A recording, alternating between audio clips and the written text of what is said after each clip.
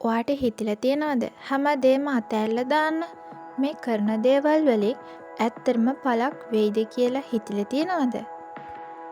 හිතලා හුලං මැද්දේ තමන්ගේ මව රටෙන් සතපුන් දහස් ගාණක් ඈතට වෙලා රෑ දවල් නැතුව ජපානයේ මහන්සි වෙන ලාංකිකයෙක් දොයා සමහර දවස්වලට හැමදේම අතෑර දාලා ලංකාවට යන්න තරම් කලකිරීමක් හිතට එනවා ඇති. හැබැයි මතක තියාගන්න, ඔයා වගේම ලංකාවේ ඉඳලා හිස් අතින් ජපානයට ඇවිත් ලෝකෙම දිනපු ලාංකිකයන් ඕන තරම් ඉන්නවා.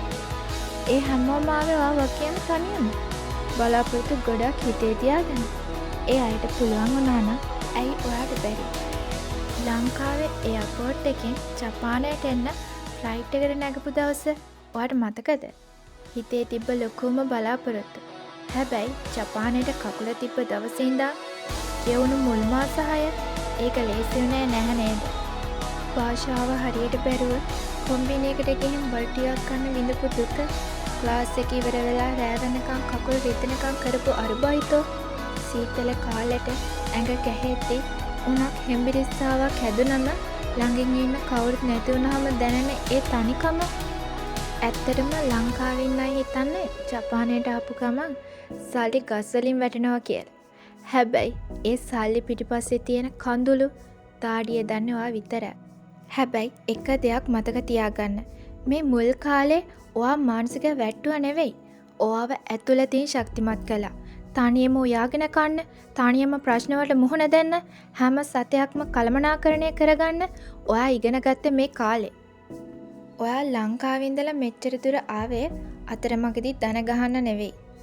ගෙදර අම්මා තාත්තගේ පවුලේ අයගේ හිණ සැබෑ කරන්න. keep going. ඔයාට පුළුවන්.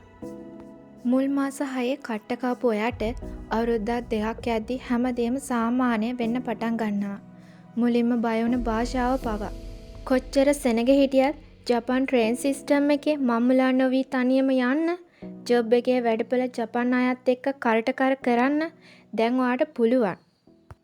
මුල් කාලේ තුන අසරණකම වෙනුවට දැන් හිතට ලොකු ආත්ම විශ්වාසයක් ඇවිත් තියෙනවා.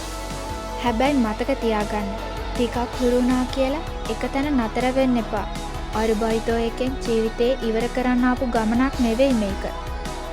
ඊළඟ ගේම ගහන්න ලෑස්ති වෙන්න. භාෂාව විභාග ඉහළටම කරන්න.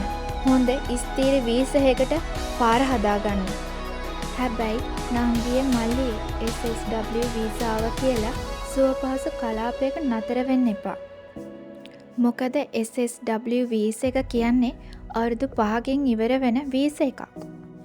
ඒ නිසා ලැබුණු පඩියෙන් shopping කරන්න, බ්‍රෑන්ඩ් බඩු ගන්න, යාළුවෝ එක්ක හැම සතියාන්තෙම පාටි දාන්න කලින් තමන්ගේ ඊළඟ අවුරුදු 5 ගැන හිතන්න.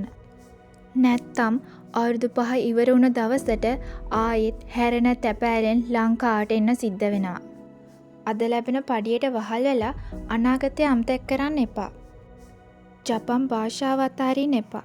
ජොබ් එක අස්සේ මහන්සි වෙලා N3 N2 වලට ලෑස්ති වෙන්න. අමාරුවෙන් ආපු ගමන උපරිම තැනට අරගෙන යන්න. ගම්බත්තේ. කවදාවත් ගොඩ දාගන්න බැරි වෙයි කියලා හිතපු දේවල් කොහොම හරි කට්ට කාලා ගොඩ දාගන්න.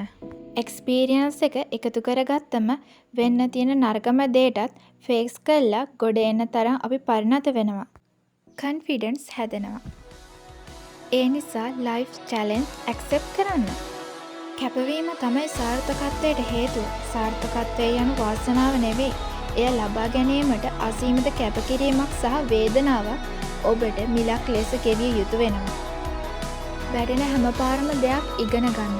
අමාරුයි වගේ පෙනුනට උත්සාහය අත්නොහරින අයට හෙට දවස අනිවාර්යයෙන්ම ජයග්‍රහණ එකක් වේවි. අත්හරින්න එපා. ගමන දුෂ්කර වන තරමට අවසානයේ බොහෝ සුන්දරයි.